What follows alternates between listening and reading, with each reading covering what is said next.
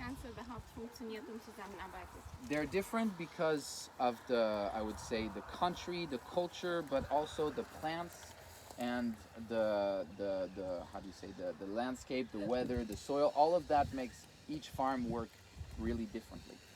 Also jede Farm arbeitet ganz unterschiedlich. Es kommt drauf an, also was wir hier anbauen, wo wir was anbauen, weil die Erde, der Grund halt immer unterschiedlich ist. I mean, if you can imagine in Canada, on the Northern Lights farm, it's sometimes minus 37, minus 40 degrees. Obviously, they don't work the same way that we do here. Also in Kanada, wie ihr das wahrscheinlich schon verstanden habt. And when they distill trees, it's not the same as pretty little flowers.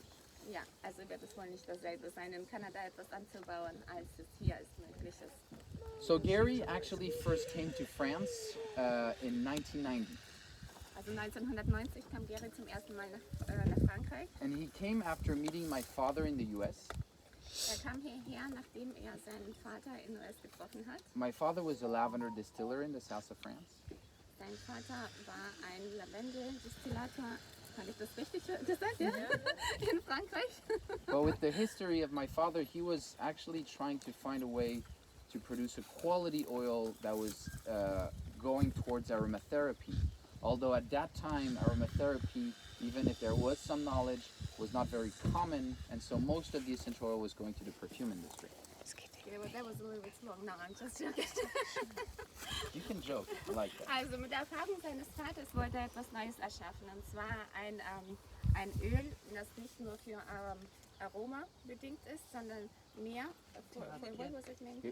He wanted to produce an oil for aromatherapy, for health. Well, I don't know if I'm allowed to say all of it. Ja, jetzt bin ich wieder da. Also er wollte mit der Erfahrung seines Vaters wollte er halt etwas erschaffen, das nicht nur für die Parfümindustrie gedacht ist, sondern mehr in die Aromatherapie geht. But since he wasn't finding really any opportunities, at least at that time, he thought maybe I should go to the US and actually see if anybody's interested in researching aromatherapy there. Da es hier nicht wirklich viel Nachfrage bestand, hat er sich überlegt, doch nach USA wieder zurückzugehen und da nach jemandem zu schauen. Actually, and my father spoke English, which is a key thing to know also, because he married an American, my mother. Also sein Vater konnte Englisch, weil er auch mit einer Amerikanerin verheiratet war. Also war das schon And ein what I Vorteil. usually say is, this is why I don't speak like this, and I actually speak like an American. I don't speak like a French person. If you want cutlery more appropriate, French feeling more. yeah, if you want the French feeling more, you know, no problem. Okay, I don't think I need to have this. You don't need to translate my French accent. Try to do the German French accent. No? I don't know if I can do that. So, anybody have a gun? I don't like those types of bees. So my father went to the US to a convention on a health convention, and I want to say auxiliary health. Anyways, he went to a health expo in the US, and that's actually where he met Gary.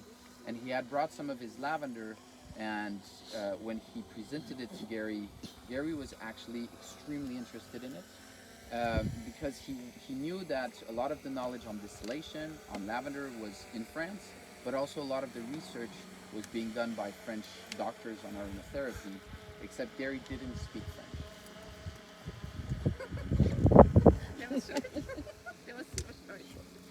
Also sein Vater brachte auch nach USA, hat dort dann wieder Gary getroffen und hat ihm sein Lavendel vorgestellt. There was just lavender plants that brought your father. The oil. The oil. Okay, er hat das Öl Gary vorgestellt, was er selbst destilliert hat. And then, after he introduced the oil, Gary was extremely interested because the knowledge on distillation and lavender was in France, and a lot of the research on aromatherapy was being done at that time by French doctors, but Gary didn't speak the language. Okay, also es hat wirklich sehr das Interesse von Gary geweckt, weil eigentlich diese ganze Destillation und der Anbau von Lavendel hier eigentlich hauptsächlich aus Frankreich stammen und daher auch viel Wissen. Und ja, er hat aber er kannte kein Französisch. And so a couple months later, Gary was actually here in the south of France visiting us. Also nach ein paar Monaten kam Gary hierher, um die Familie zu besuchen. I was 6 months old, so I remember perfectly. Er kann He sich sofort arrived, it erinnern, was ja. kind of a dark evening.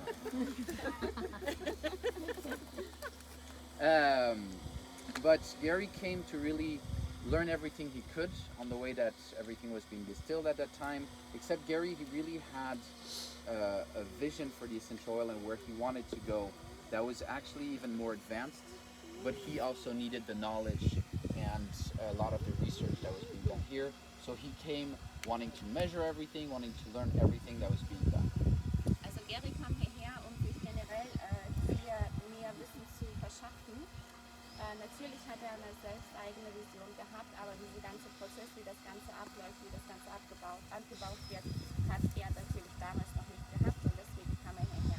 And during his first visit, I don't know if it was his first, but I believe it was, Gary actually also brought some wild lavender seeds back to St. Mary's, which he planted there. I don't know if it was the first or probably it was more the second, I apologize. He brought back I was 6 months old once again, I do tend to bend the truth he sometimes. brought the seeds back. He brought seeds from France back to St. Mary's, Idaho. Okay. Also, irgendwann mal, als er 6 Monate alt war oder vielleicht noch ein bisschen schon älter, hat Gary ein paar Samen von hierher mitgenommen und hat sie nach Idaho und St. Mary's gebracht. And Gary kept on coming actually almost every year. Also Gary kam fast jedes Jahr hierher. And he started working more and more with local farmers, learning from them, local distillers, and starting to be more and more appreciated also by the local community. Also zu dieser Zeit hat er dann angefangen, sich mehr mit der Umgebung zu beschaffen, mit der Bevölkerung. Ja, hat dann zusammengearbeitet mit den Farmern, mit den lokalen Farmern. Und ja, und dann kam irgendwann mal die Zeit, wo auch die Bevölkerung, die lokalen Farmer auch mehr Vertrauen in ihn, ja. For those who have met Gary, you'll know that he's a very, I would say, people-oriented person. He actually really loves to work together with people, to create friendship, to create links. And he works very well with passionate people. And here we have farmers that are fourth generation that absolutely love what they do. And so the relationship was actually very easy, even with the language barrier. Obwohl es diese Sprachenbarriere gab, hat er trotzdem den Erfolg gewinnen können, mit den Menschen zusammenzuarbeiten, weil er eben menschenorientiert war, weil er es mochte, mit Menschen zu arbeiten, die genauso viel Leidenschaft haben wie er und deswegen kam diese ganz besondere Zustande. So when it was decided to start a farm here, a young living farm, there was already all of that, I would say, community that was working with young living. Community of farmers working with Gary, working with him. When it was decided to start a young living farm in France. Also als er sich dafür entschieden hat, wirklich die Farm hier aufzubauen, war der Zusammenhalt bereits schon da. C'est toi qui vole le drone? M'énerve.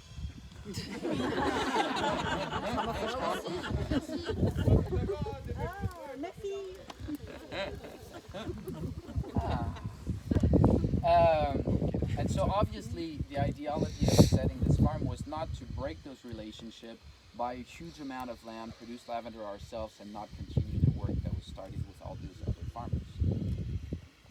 So, das Ziel war natürlich nicht, dass man jetzt hier viel Land aufkauft, ja, und dann eben diesen Zusammenhalt aufbricht, um halt, ja, keine Ahnung, wie wir das so kennen, um einfach mal mehr in eigene Tasche zu stecken. So what was decided is that we bought the land that you're standing in right here, Also da kam dieser Entschluss, dieses Land zu kaufen, wo jetzt wir draufstehen. which is about 22 hectares, about 50 acres. What is hectares? Hectare? Hektar. Also 22 Hektar sind es. And the idea is with those 22 hectare, which is actually very small, Also im Prinzip ist das Land ziemlich klein, also die Größe des Landes. we could actually do a lot of the research, the studying that we need to do. Also die Idee steht dahinter, dass man mit diesem kleinen Land viel mehr Nachforschung einreicht. So Really? Rabbits. Three of them. Alright, don't point too much, man. I will chase them. And so, where was I?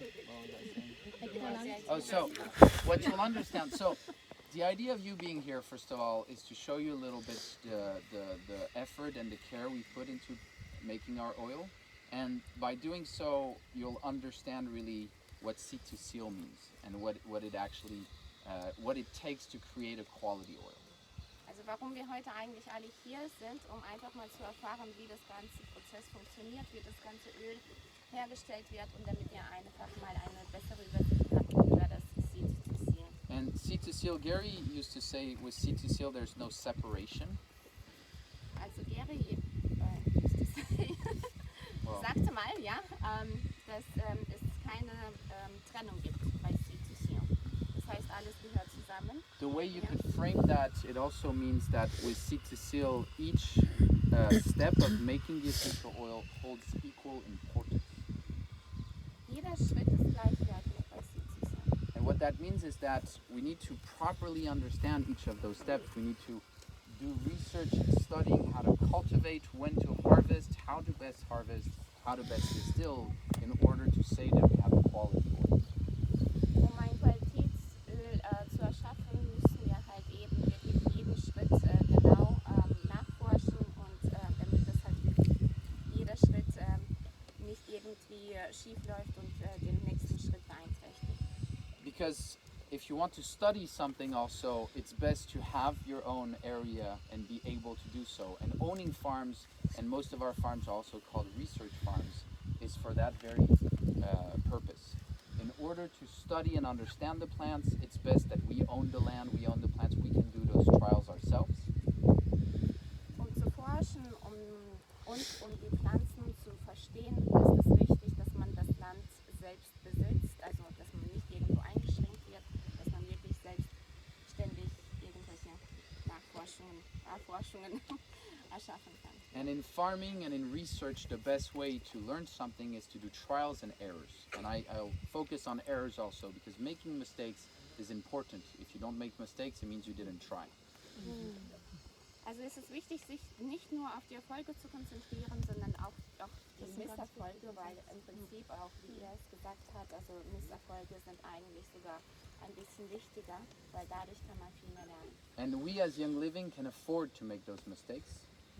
Wir können es uns leisten, diese Misserfolge ab und zu mal zu haben. A lot more than farmers here, or a lot more than even farmers in Sri Lanka, Madagascar, or even poor regions, where we don't want to put them in a situation, pushing them towards trying something for us and being in a dire situation. So either we create a partnership to do those research, either we have to own the land and do them ourselves.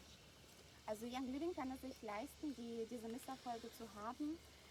Im Prinzip also viel mehr als zum Beispiel irgendwelche unabhängige Farmer, die wirklich auf das Geld angewiesen sind. Ja? Auf das Geld nicht nur halt finanziell, sondern halt, das ist Lebensvorlage für sie. Ja? Und deswegen ist es wichtig, dass wir entweder selbst auf unserer Farm diese Misserfolge haben, ohne jemanden wirklich zu beeinträchtigen, oder wir arbeiten in einer Partnerschaft mit jemandem. So this farm was purchased in 2002. Also diese Farm wurde 2002 gekauft. And the idea, like I said, is really to research and understand better the plants of this area. Ja, wie schon bereits erwähnt, also die Idee steckt dahinter, dass man halt die Pflanzen besser versteht und dass man das Ganze... One of the things that's important to understand at Young Living is that we grow the plants in their natural habitat. Also das Wichtigste, was man verstehen muss bei Young Living, dass wir die Pflanzen in natürlicher Weise anbauen. And the reasoning behind is very simple. It's actually easier, first of all. Also der Grund dahinter ist eigentlich, dass es sogar leichter ist. If you take a plant elsewhere, you need to change the soil, change the weather, change everything in order to accommodate that plant being able to grow. Wenn man die Pflanze von woanders herbringt, muss man natürlich auch den Grund anpassen. But also, as I hope you'll understand during your stay, the whole ecosystem of the plant influences the oil. And so the soil, the altitude, the weather, all of these will impact the oil and its quality. And so in order to keep it where we know the oil, where we have studied and understand it, it's the best in its natural habitat. Also das ganze Ökosystem spielt sich auf die Pflanze wider, die Pflanze spiegelt sich dann wieder auf das Öl wider, beziehungsweise auf die Qualität des Öls. Von daher ist es viel besser, eine aus natürlicher Weise angebaute Pflanze zu haben, damit man die Qualität sicherstellen kann. So if you walk the hills around here, you will find wild lavender growing, which is the main crop that we grow in France. Also wenn man sich generell in dieser Umgebung das Ganze anschaut, meistens findet man Lavendel und das ist das Hauptsächliche, was man hier finden wird. And you'll see this tomorrow as well, Morgen werden wir es auch sehen, because you'll actually be harvesting that wild lavender. weil wir es morgen ernten werden. But we also grow other local plants on this farm. We have oregano, clary sage. I'm gonna go slow. Außerdem haben wir noch andere Pflanzen, die wir hier anbauen, also zum Beispiel Oregano und Muscatelle, Salbei. This one I know. Dankeschön.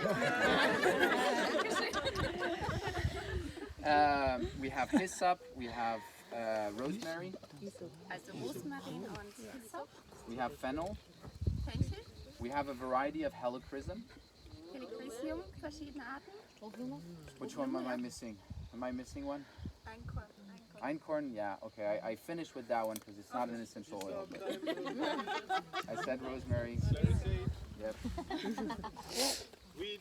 Thyme.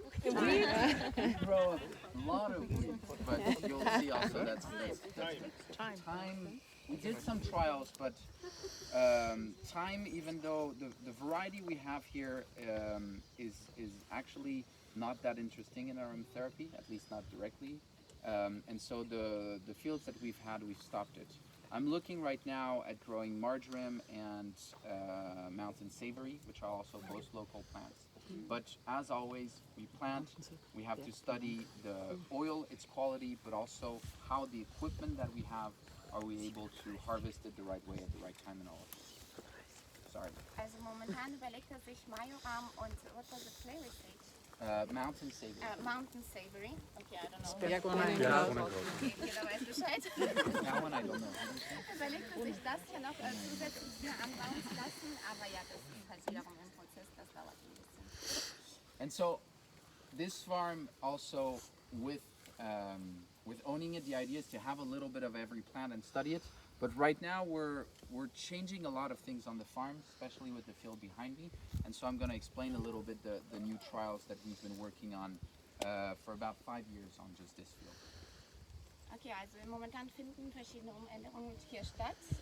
Ja, und er wird uns jetzt erklären, was in den letzten 5 Jahren hier geschah, als er die Änderung angefangen hat. So, first of all, let me tell you a little bit what is planted. Behind this house, which is not ours yet, you never know. I will say yet a lot. Behind this house that is not ours yet, we have rosemary, we had clary sage, right now we have a cover crop, we have lavender, einkorn, oregano, that goes all the way this way. Also das, was ihr jetzt auch gelesen habt, hat ja jeder verstanden, ja? Muss ich nicht wiederholen, aber das befindet sich jetzt momentan hinter dem Haus, dass es ihm noch nicht, also beziehungsweise Young Living. You say rosemary, clary sage with a cover crop. That's what I said, like I don't need to repeat, everybody understands.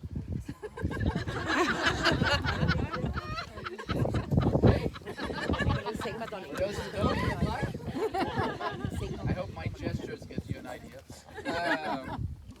Then on the other side of this hill, this big golden field is einkorn. Also das große Feld da drüben, das ist Einkorn, Lavender, and then we have this test field right here. Lavendel und dann dieses Testfeld. Now to explain this test field, you need to understand, first of all, what I was saying about doing trials that we can cover no cost. Um dieses Testfeld zu verstehen, muss man sich zuerst mal eine Vorstellung erschaffen, was es bedeutet und ja, was es kosten wird. And something that's really important to understand is that we work with nature and plants, but more importantly, we work with people. Also das Wichtigste ist zu verstehen, dass man nicht, dass Young Living nicht nur mit Natur und Pflanzen arbeitet, sondern auch mit Menschen. And so farmers around here, the ones that work with us, are devoted to us, are willing to follow us in the quality that we want, in the farming, I would say, practices that we want. But we need to be protective of them, and we need to give them solutions and not put them in a bad situation. Also im Prinzip werden die Farmer, die hier sich jetzt in der Umgebung befinden, die unterstützen und die stehen auch hinter Young Living. Aber Young Living muss natürlich auch nachschauen, wie man sich gegenseitig unterstützt. So I don't know if you've worked with farmers in your life, but if you go to a farmer that's, for example, a fourth generation of doing something a certain way, and you tell them from now on you're going to change that and do it this way, it usually doesn't work. Also normalerweise, wenn man mit einem Bauer zusammenarbeitet, der sich schon in der 4. Generation mit derselben Sache beschäftigt, ja, wird es natürlich schwierig sein, ihn zu überzeugen, um etwas anderes anzubauen. And usually they're actually right in a lot of the mistakes that you're going to make. They already know that. But in order to prove or to change something, the best is to do it yourself, work with them, and then slowly take some of those practices that we put in that field towards a much larger scale. If you do it this way, instead of just you in your little field doing it, we could actually go to 50 farmers and an area just for lavender that is closer to 3,000 hectares. Okay. Also öftermals ist es dann schon, also die Bauern haben natürlich öftermals Glück, weil sie haben durch diese ganze Erfahrung, natürlich haben sie halt mehr Wissen, ja. Und deswegen fällt es schwer, halt sie über etwas anderes zu überzeugen. Deswegen ist es leichter, wenn man einfach ein neues Stück Land nimmt und zusammen mit den Bauern dann auf diesem neuen Stück Land etwas zusammen Neues erschafft und zusammenarbeitet. So I'm going to share with you an ideology that I've had trying to do this field, and you need to understand that with an ideology you have the people, the culture, the equipment, and everything that goes with it that will change that ideology, that will need to adapt in order to have something that changes. Also er wird uns jetzt in Kürze seine Ideologie vorstellen, was er sich dabei gedacht hat. Natürlich arbeitet die Ideologie immer zusammen, nicht nur mit den Menschen, sondern auch mit der Ausstattung und der Pflanzen und das, was er, wie gesagt, halt jetzt in Entwicklung hat, das wird er uns vorstellen. So the field behind me holds the highest diversity of plants that a lavender field has ever held, I would say. Also das Feld hinter ihm hat die größte Varietät von Pflanzenkulturen, die ein Lavendelfeld jemals hatte. And so the idea is to move away from monocropping and move in a way of planting where we don't need to do rotation, we don't need to do a lot of things, but we want to have, in order to do this, we want to keep a very healthy and good quality soil. Also was eigentlich dahinter steckt, warum er das Ganze jetzt ausprobiert, um einfach mal eine Vielfalt zu haben auf dem Feld, ohne dass man nur Monokulturen erschafft und ohne dass man die Pflanzen give me the last sentence again. The monocultures and then So move away from monoculture and rotation, and in order to do so, what you need to do is make sure that you still continue to have a very healthy soil that would allow that. Okay, also weg von dieser Monokultur und weg von dieser Rotation, ja.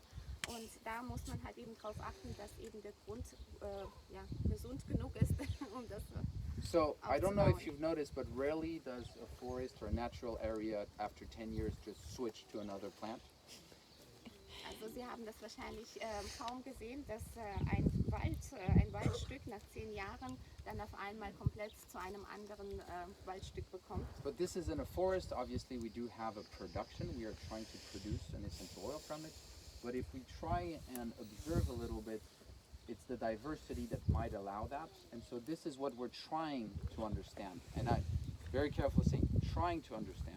We don't know which sides of it we will keep, what we can adapt, and how it'll work, but that's what we're studying. Also man versucht halt eben diese Vielfalt auf diesem Feld zu erschaffen. Das ist genauso wie er jetzt auf diesen Wald gezeigt hat. Da gibt es auch diese Vielfalt. Man versucht es zu verstehen, wie das Ganze zusammenlebt, wie das Ganze zusammen funktioniert, und das versucht man wieder hier umzusetzen.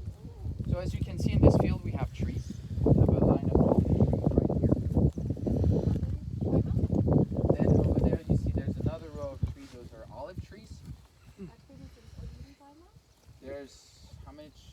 450 trees in just this field. 420 trees that were planted with a shovel by me and Max in the winter. It was a lot of fun. I don't know. You'll get to work with Mac right after this, and you'll understand why I say it's a lot of fun, because he does not let you stop for lunch or dinner. Also insgesamt sind es 420 Bäume.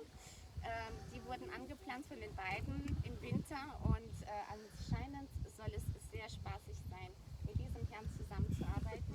Das werdet ihr dann später sehen. I hope you're nice. In between each rows of trees, you'll have 3 rows of oregano, 3 rows of lavender, 3 rows of oregano, a row of tree, 3 rows of lavender, 3 rows of oregano, 3 rows of lavender. Also zwischen den Baumstämmen findet man immer drei Reihen Lavendel, Oregano, Rosemary. No, oregano, lavender. So 3 rows oregano, 3 rows lavender, 3 rows oregano, 3 rows lavender. Okay, okay, das wechselt sich immer dann ab von den zwei. Also And mit den zwei. in between each row of plant, we actually had cover crops seeded of a variety of 5 plants. A cover crop is a crop, so it's you have 2 rows. A cover crop in between each row is literally what it says. It covers the soil. A cover crop. Okay. And so it's a seeding that you place in between your row just to protect the soil and actually do a lot of different things like we'll just start with that. Okay. Also ich lerne auch etwas Neues dazu. Also zwischen diesen Reihen wurde eine Abdeckung gelegt, um Bodendecker. einfach... Nee, Bodendecker. Bodendecker nennt sich das? Okay. Also wurde ein Bodendecker gelegt, Dankeschön, um den Grund eben zu schützen.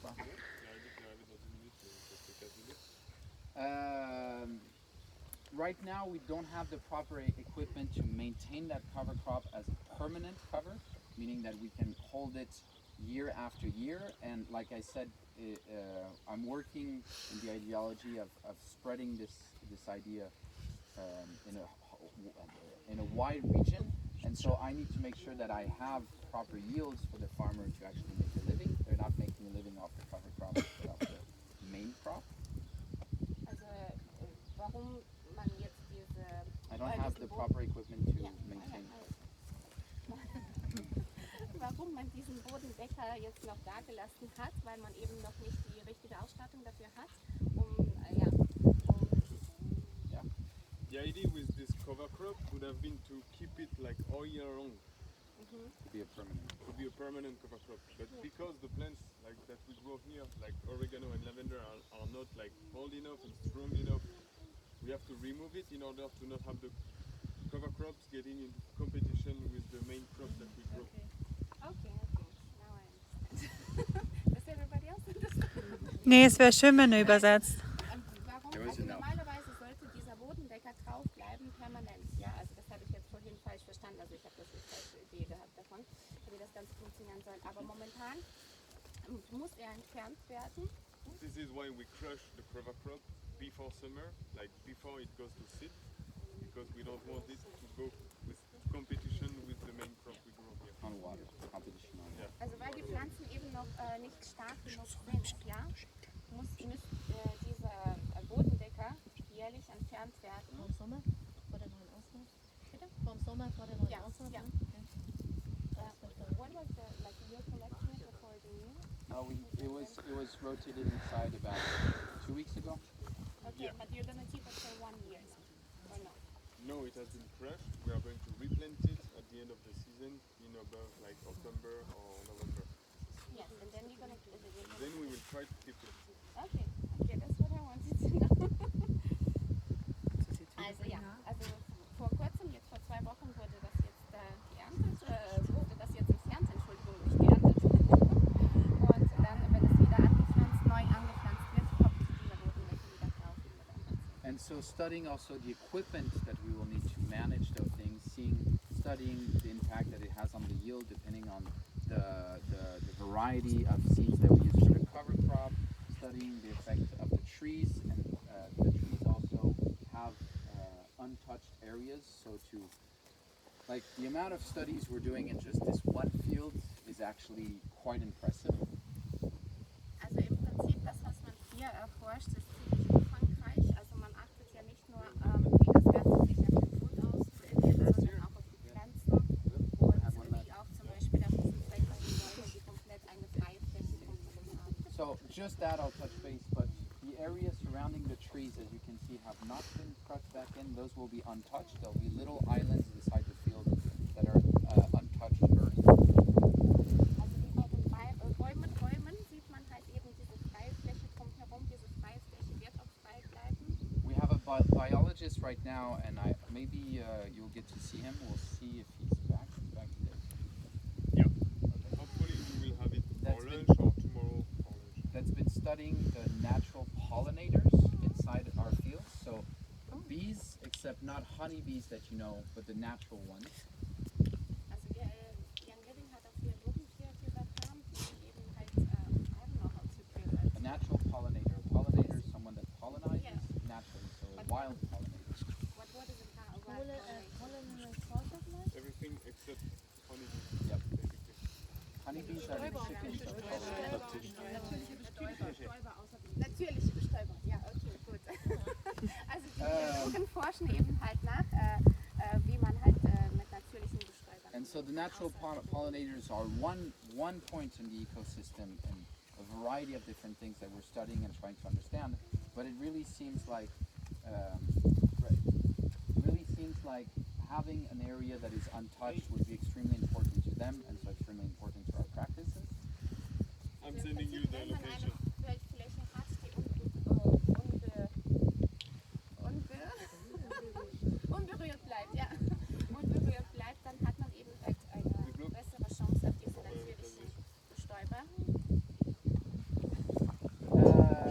Any questions about this field? Habt ihr Fragen? How do you say any questions? Habt ihr Fragen? Habt ihr Fragen? No? Yes. What? You were talking about the cover crop, which is like taking water from the crop you really want to grow. What about the trees? The trees actually have much deeper roots, and so on the contrary, what we're thinking from the studies in agroforestry that we've been following to implement those is that they actually bring water back from much deeper areas. Oh, okay. And so they would have a separate effect, like an opposite effect, and they would actually, once bigger, would create shade, and so lower the impact of the sun and the evaporation of that humidity. So Thank you. normally the trees would have a really beneficial effect on the humidity in the soil, and one of the main reasons they're there, well, there's many reasons, but one of the main reasons would be to lessen the impact of the droughts that we're having. Thank you. No? I don't know. Yeah. No? But you need to, so basically, The trees won't have a negative effect in our view on the yields and the competition with the other plants because they can create